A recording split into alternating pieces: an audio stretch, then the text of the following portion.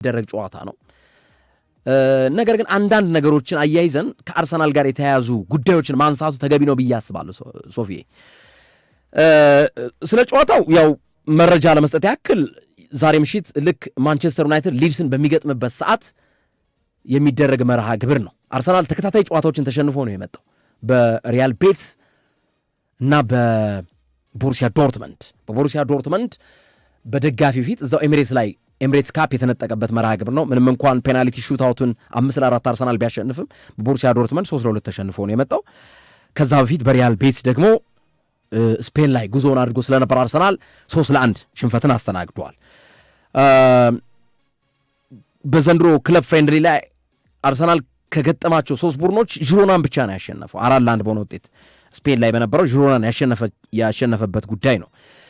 ከዛ ውጭ የኮሞ ተከታታይ ድሎችን ያስመዘገበ ክለብ ነው። ፋብሬጋስ ወደ ቀድሞ ክለቡ ቬንገር ወደ አሳደጉት እና ስሙን ማንነቱን ወደ ገነባበት ክለብ ተመልሷል። የተመለሰው ግን ለመጫወት አይደለም፣ በአሰልጣኝነት ኤምሬትስ ላይ የሚገኝበት መርሃ ግብር ነው።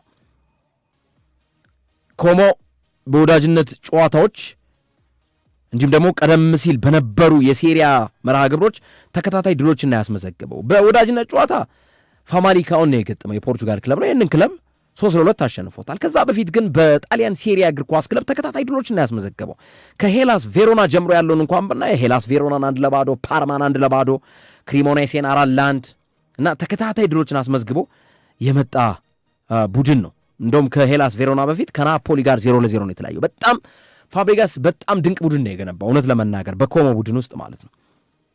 አርሰናል በፕሪሚየር ሊጉ ክሪስታል ፓላስን 2-1 አሸነፈ። ከዛ በኋላ ከፓሪስ ሰን ጀርመን ጋር የነበረው መርሃ ግብር 1-1 በዩኤፋ ሻምፒዮንስ ሊግ ተለያይተው ዋንጫ የተነጠቀበት እንደሆነ አይዘነጋም በሻምፒዮንስ ሊግ። ከዛ በኋላ ግን ክለብ ፍሬንድሊ ወይም ወዳጅነት አቋም ዥሮናን አሸነፈ።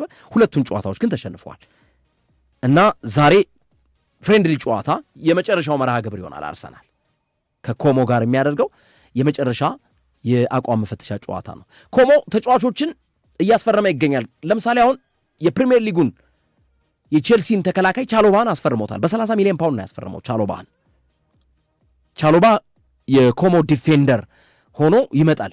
ዛሬ ፋብሬጋስ ያጫውተዋል አያጫውተውም እሱን ማታ ላይ በሚኖረው መርሃ ግብር ካልሆነ በስተቀር ለማወቅ ያስቸግራል። ምክንያቱም ክለብ ፍሬንድሊ ነው። በጣም ብዙ ተጫዋች የመጫወት እድል አለው። በአርሰናል ቤት ውስጥ ትናንት ሁሉም ተጫዋቾች ልምምድ ሲሰሩ አይተናል። ዴክላን ራይስ ልምምድ ሰርተዋል። ኤብሪቺ ኤዜ፣ ቡካዮ ሳካ የፀጉር ስታይሉን አየው ሶፊ ጎንና ጎኑን ተመልጦ አዲስ ስታይል ይዞ መጥተዋል እና ሲገባ ራሱ እየሳቁበት ነበር። ያልተለመደ የፀጉር ስታይል ይዞ ስለመጣ ማዱኬ ነው ያስተማራቸው እንዳለ ማዱኬ ነው። የዚህኛው የሚለየው ምንድነው? ጎንና ጎኑን ተላጨው። የቡካዮ ሳካ ጎንና ጎኑን ተላጭቶ መሀሉ ላይ ነው ሌላ ሰው ነው የሚመስለው እንትኑ የፊቱ ቅርጽ ራሱ እንትን ብሏል። የሚቀይር ነው ይሄ ፀጉር እኮ ብዙ ነገር ይቀይራል። እንዲህ በጣም ሌላ ተጫዋች ነው የመሰለው እና ሌሎችም እነ ሚካኤል ሜሪኖ እነ ዙሜንዲ እነ ራያ ተመልሰዋል። ልምምድም ሲሰሩ አይተናል። ብሩኖ ጊማሬሽ ልምምድ ሰርቷል። በነገራችን ላይ ትናንት ብሩኖ ጊማሬሽም ልምምድ ሰርቷል። ዛሬ ሊያጫውተው ይችላል። ባይዘው ቀይሮ የተወሰነ ደቂቃዎችን ሊያየው ይችላል። ብሩኖ ጊማሬሽን ማለት ነው ሊመለከተው ይችላል አሰልጣኝ ሚካኤል አርቴታ ልምምድ ስለሰሩ ትናንት ማለት ነው። በዋናነት ግን ልምምድ እንዲሰሩ ያደረጋቸው ነገር በአርሰናል ቤት ውስጥ የፊታችን እሁድ የሚደረገው የኮሚኒቲ ሺልድ የጨዋታ መርሃ ግብር ከማንቸስተር ሲቲ ጋር የሚኖረው ጨዋታ እንደሆነ መናገር ይቻላል። ለዛ ጨዋታ ነው፣ ኮሚኒቲ ሺልድ ላይ ነው፣ የዋንጫ ጨዋታ ነው። አርሰናል አይኑን የሚገልጥበት ነው። ምንም እንኳን ጋሻ ቢሆንም እንደ ዋንጫ ነው የሚቆጠረው በነገራችን ላይ ኮሚኒቲ ሺልድ እና ዌምብሊ ላይ የሚደረግ መርሃ ግብር እንደሆነ ይታወቃል። የዘንድሮ ግን ተለይቶ ኮሚኒቲ ሺልድ ከእንግሊዝ ይወጣል፣ ዌልስ ላይ ይሄዳል። ሚሊኒየም ካርዲፍ ላይ ማለት ነው። የዘንድሮ ለመጀመሪያ ጊዜ ኮሚኒቲ ሺልድ ሚሊኒየም ስቴዲየም ካርዲፍ ላይ ወይም ዌልስ ላይ የሚደረግ ነው። እስከ ዛሬ ግን ዌምብሊ ስቴዲየም ላይ የሚደረግ የጨዋታ መርሃ ግብር ነበር እና አርሰናል ተጫዋቾቹ በሙሉ ከሳሊባ ውጭ ማለት ነው ተመልሰዋል። ሳሊባ ያው ጉዳት ላይ ስላለ ነው። ሌሎቹ ግን በመልካም ጤንነትና ሁሉም ተጫዋቾች ተገኝተዋል። ግን አሁንም ከዚህ በፊት ያነሳነው ነገር አለ። የሳሊባ ቦታ ተከፍቷል። ጋብሪኤል ማጋሌስ በፍሬንድሊ ጨዋታ የተጋለጠበት ነው። ትክክለኛ አቋሙን አውጥቶ ተጫውቷል፣ ሌላ ጥያቄ ነው። ከሱ በፊት ያለው እንደነ ብሩኖ ግማሬሽና ዴክላን ራይስ አይነት ተጫዋቾች የተከላካዩን ሚና ለማገዝ ተከላካይ አማካይ ስለሆኑ የነሱ ሲመጡ ምናልባት ተከላካይ ክፍሉ እንዳሁኑ ክለብ ፍሬንድሊ ላይጋለጥ ይችላል። ስለዚህ ያም ሆኖ ግን ሳሊባ ላይ ክፍተት ታይቷል። በክለብ ፍሬንድሊ ክፍተቶች በግልጽ ተስተውለዋል። ሞስኬራ የሳሊባን ሚና በአግባቡ ይወጣል ብሎ ማመን ከባድ ነው። ትናንት ሶፊ እንዳልከው ነው። እንደውም ማሪ ሰላሞን የተሻለ እንቅስቃሴ በመከላከል ሚና ላይ ያሳየበትን ሂደት አስመልክቶናል በዚህ የጨዋታ መርሃ ግብር ማለት። ከዛ ውጭ አንዳንድ ታዳጊዎችንም አይተናል። ኦፍኮርስ በቀጣይ በቋሚነት ይጫወታሉ አይመስለኝም ከማክስ ዳውማን ውጭ ማለት ነው። ግን እነ ኦኔል እነ ኢብራሂም ያደረጉት እንቅስቃሴ በቡድን ውስጥ ታዳጊዎቹ ኦጉኔክ አይነት ተጫዋቾች እነዚህን ስንመለከት አርሰናል ተስፋ ሰጪ ታዳጊዎችንም እያፈራ መሆኑን ማሳያ ነው በቡድን ውስጥ። ነገር ግን አሁን እንደ ክፍተት በአርሰናል ቤት ውስጥ የሚጠቀሰው የሳሊባን ቦታ በአግባቡ ሸፍኖ የነጥብ ጨዋታዎች ላይ በሚገባ አርሰናል ተከላካይ ክፍሉ እንዳይጋለጥ ይሆናል ወይ የሚለው ምናልባት እነ ብሩኖ ጊማሬዥ እና ዴክላን ራይስ ያስተካክሉታል። የተከላካይ አማካኝ ከተከላካይ ፊት ስለሚሆኑ እሱን አብረን የምናየው ይሆናል እና እንደ ክፍተት ሳሊባ ላይ የሚነሳው ነው። ሌላው እንግዲህ ቅድም እንዳልነውም በመረጃችንም እንደጠቆምናቸው የሉዊስ ስኬሊ ጉዳይ ቼልሲና ማንቸስተር ዩናይትድ ገፍተው መጥተዋል። አርሰናልም ምላሹ ተጫዋቹ አይሸጥም ነው እንጂ ያለው ይሄ ጠንከር ያለ አይነት አስተያየት አልሰጠም። ሁኔታዎች የሚያሳዩት ምናልባት ጥሩ ክፍያ የሚከፍል ክለብ ስኬሊን ሊወስደው እንደሚችል ማሳያ ነው። ሞስት ፕሮባብሊ እኔ ቼልሲ ሊሳካለት የሚችል ይመስለኛል ነው ያልኩት። ቼልሲ በንጽጽር ሳየው ክለቦቹ ካላቸው መልካም ግንኙነት አንጻር ተጫዋቾችን 11ኛ ፈራሚውን አስፈርሟል። ቻቫሪያን ፔፕ ቻቫሪያ 11ኛ ፈራሚ ነው በቼልሲ ቤት ውስጥ። ግን አሎንሶ የሚያረጋገጡት ነገር አለ። ዝውውራችን አላጠናቀቅም ገና የሚወጡ ተጫዋቾች ስላሉ በእነሱ ቦታ ላይም ተጫዋች እናስፈርማለን የሚል ሀሳብ አምጥተዋልና ሌሎቹም በአርሰናል ቤት ውስጥ ያሉ እንግዲህ እንደ ክፍተት የምናነሳው የሳሊባን ጉዳይ የስኬሊ ይሄዳል አይሄድም የሚለው እንዳለ ሆኖ አንድ አስተያየት ሰጭ ደግሞ የቲምበር ጁሪያን ቲምበርስ የሚል ነገር ነው። ቲምበር ልምምድ ሲሰራ አልተመለከትነውም ትናንት። ግን አብዛኞቹ ተጫዋቾች እንቅስቃሴ ላይ ሆነው ልምምዳቸውን ሲያከናውኑ ነበር። መረጃዎች እንደሚጠቁሙት ግን ጁሪያን ቲምበር ከጉዳቱ እንዳገገመ ግን እየተገለጸ ይገኛል። ባለፈው ተገኝቶ ነበር በፍሬንድሊ ጨዋታ ስቴዲየም ነበር ተገኝቶ ነበርና የጁሪያን ቲምበርን ሁኔታ ዛሬ እና ነገ እና አርብ ስፔሻሊ አርቴታ በሚሰጠው መግለጫ እልባቱ የሚታወቅ ይሆናል ብዬ አስባለሁና ዛሬ የወዳጅነት ጨዋታው አርሰናል ከኮሞ ፋብሪጋስ ወደ ቀድሞ ክለቡ ተመልሶ የሚያደርገው ጨዋታ 3:30 ላይ የሚደረግ ይሆናል። የሚጨመር ነገር አለ ካለ ሶፊ? አዎ የአርሰናል የመጨረሻ የወዳጅነት ጨዋታ ነው ጨዋታ ከዚህ በኋላ ወደ ነጥብ ጨዋታና ወደ ዋንጫ ጨዋታ ነው። አንደኛው የኮሚኒቲ ሺልድ ጨዋታ ነው። ቅድም ግርምሾ እንዳነሳው በአርሰናል በኩል ያው በዛሬው ምሽት ጨዋታ ላይ ትልቁ የሚጠበቀው ነገር ብሩኖ ጊማሬዥ ይሰለፋል። 10 ደቂቃ የሚሆን 15 20 ደቂቃ የሚሆን 40 ደቂቃ ተጫዋቹ ተሰልፎ ይጫወታል። ተቀይሮ ይግባ በቋሚነት ይግባ የሚለውን አብረን እናያለን። ግን ብሩኖ ጊማሬዥን የአርሰናል አዲሱን ፈራሚ እንመለከተዋለን። በዚህ የክረምት የዝውውር መስኮት አርሰናል 2 ተጫዋቾች ነው ያመጣው። አንደኛው ክርስቶስ ዞሊስ ነው፣ ሌላኛው ብሩኖ ጊማሬዥ ነው። የክርስቶስ ዞሊስ ዝውውር በጣም አሪፍ ዝውውር እንደሆነ በቅድመ ዝግጅት ጨዋታ ተመልክተነዋል። እንግዲህ በጨዋታዎች ላይ ምን ያሳያል አብረን እናያለን። ግን በቅድመ ዝግጅት ጨዋታዎች ላይ የዞሊስ ዝውውር በጣም ቆንጆ ዝውውር እንደሆነ መመስከር ይቻላል። ምክንያቱም በ3 ጨዋታ 5 የጎል ተሳትፎ አሉ፣ ፔናልቲዋን ስንጨምራት 3 አሲስት 1 ጎል እና ፔናልቲ በማስገኘት 5 የጎል አስተዋጽኦ ኑሮታል። ላይ በጣም ብዙ ነው ለአንድ ተጫዋች፣ የመስመር ተጫዋች በ3 ጨዋታ 5 የጎል ተሳትፎ ብዙ ነው። ይህንንም ተጫዋች ዛሬም በደንብ የምንመለከትበት እድል እናገኛለን። ይበልጥ ከቡድኑ ጋር ለመዋሃድ የሚያደርገው ጥረት ይጠበቃል። አሰልጣኝ ሚካኤል አርቴታ ስለ ክርስቶስ ዞሊስ ሲናገሩ ከጠበቅኩት በላይ ሆኖብኛል ነው ያሉት። ከጠበቅኩት በላይ ነው የሆነብኝ። ኦፍኮርስ የልጁን ፖቴንሻል እናውቃለን፣ አቅሙን እናውቃለን። ግን ትሬኒንግ ቦታ ላይ ጨዋታ ላይ የሚያሳየው ነገር ከጠበቅኩት በላይ ነው። የሚሸፍናቸው ቦታዎች፣ ኳስ አጠቃቀሞቹ፣ መሰል ነገሮች በጣም አስረሳሽ ናቸው የሚል አስተያየታቸውን የሰጡበትን ሂደት እንመለከታለን። ግን ሚኬል አርቴታ በጣም ተበሳጭተዋል በአርሰናል ተጫዋቾች።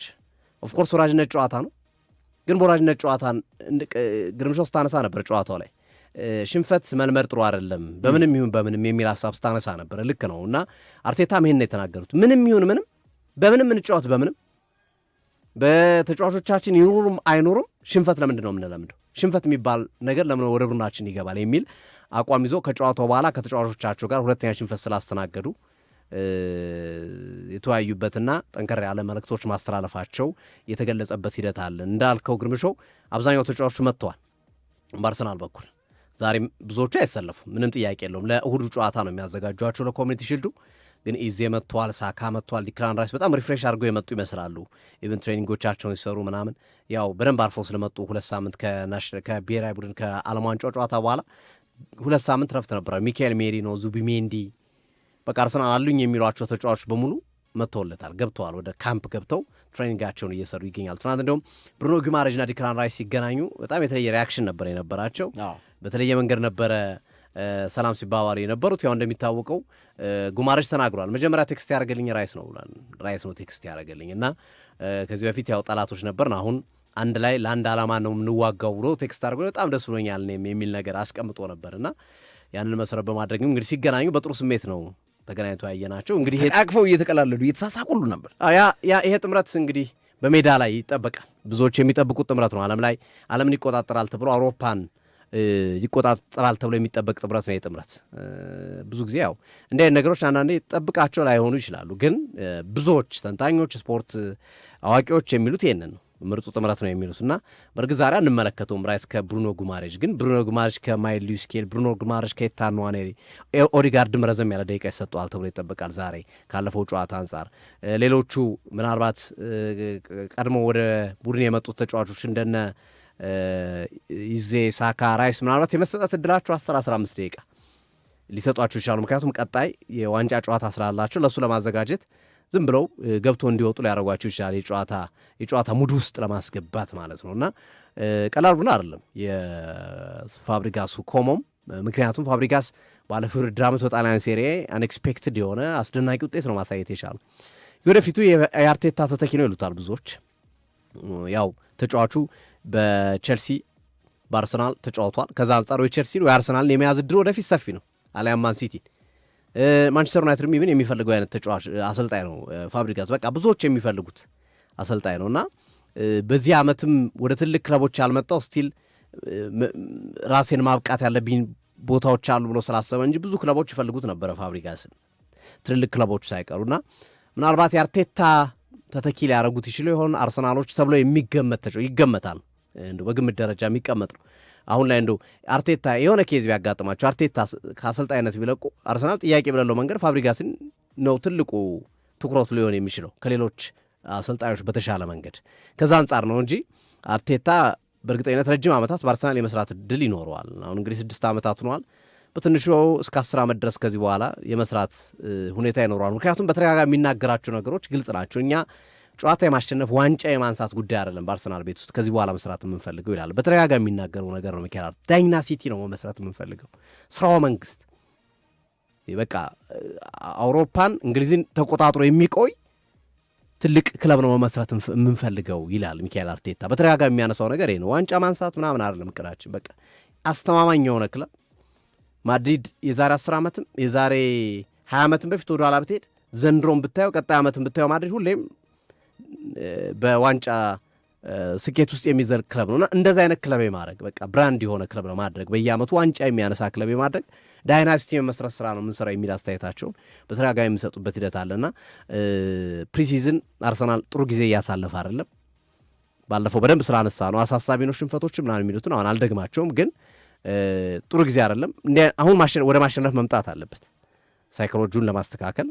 የዛሬውን ጨዋታ የግዴታ የማሸነፍ ግዴታ ውስጥ ገብቶ ነው የሚያደርገው። 2 ተከታታይ ጨዋታ ተሸነፈ። ዛሬም ከተሸነፍ ኮሚኒቲ ሺልድ ላይ የምታደርገው ዝግጅት ሊረብሽብህ ይችላል እና ሳይኮሎጂውን የስነ ልቦና የማሸነፍ ስነ ልቦናውን አርሰናሎች መመለስ ያለባቸው ቀን ነው ተብሎ ይታመናል። ስለዚህ ዛሬ ትልቁ ነገር የሚጠበቀው ብሩኖ ጉማሬዥን ቁምጣና የአርሰናልን ማሪያ አድርጎ ሲጫወት እንመለከተዋለን። ምንም ጥያቄ የሌለው መንገድ 10 ሚሊዮን 20 ደቂቃ ጉማሬዥን ለመመልከት የአርሰናል ደጋፊዎች ከቡድናቸው ባህሪ በተጨማሪ ጉማሬዥን ለማየት ዛሬ ይዘጋጁ ለማለት ነው። ግርሜ እሺ፣ አድማጮቻችን አስተያየቶቻቸውን እየላኩልን ይገኛሉ።